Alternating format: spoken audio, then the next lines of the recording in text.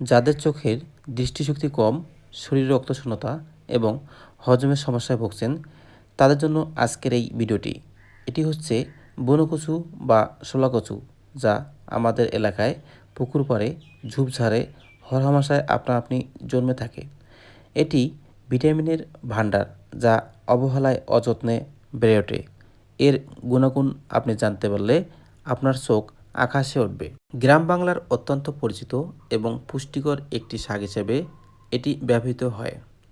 উপকারিতা: কচু পাতা পুষ্টিগুণে ভরপুর। এতে প্রচুর পরিমাণে ভিটামিন এবং খনিজ উপাদান রয়েছে।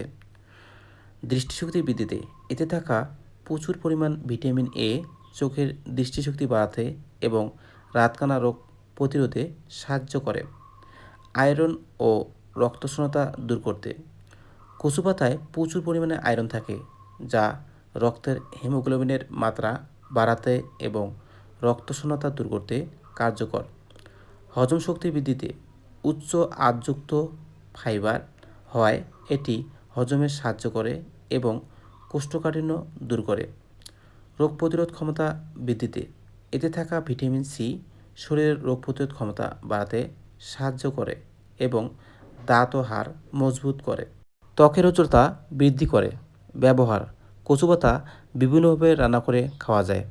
ভর্তা ও শাক হিসেবে কচু পাতা কুচি করে কেটে রসুন, পেঁয়াজ ও মরিচ দিয়ে ভাজি বা ভর্তা করে খাওয়া জনপ্রিয় একটি কাজ।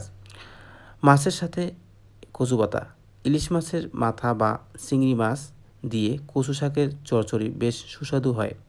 অনেকেই ইলিশ বা অন্য মাছ কচু পাতায় মুড়িয়ে ভাপে দিয়ে পাতুরি তৈরি করেন। কচু পাতার কিছু ক্ষতিকর দিকও রয়েছে। গলা চুলকানো: কচুতে থাকা ক্যালসিয়াম অক্সালেট নামক এক ধরনের দানাদার পদার্থের কারণে অনেক সময় খাওয়ার পর গলা বা মুখ চুলকাতে পারে। এটি কখনোই আধা সেদ্ধ বা কাঁচা অবস্থায় খাওয়া উচিত নয়। যাদের কিডনিতে পাথর হওয়ার প্রবণতা রয়েছে তারা এটি না খাওয়াই ভালো। তো বন্ধুগণ, ভিডিওটি ভালো লাগলে অবশ্যই লাইক, কমেন্ট, শেয়ার করবেন এবং সাবস্ক্রাইব করে পাশে থাকবেন।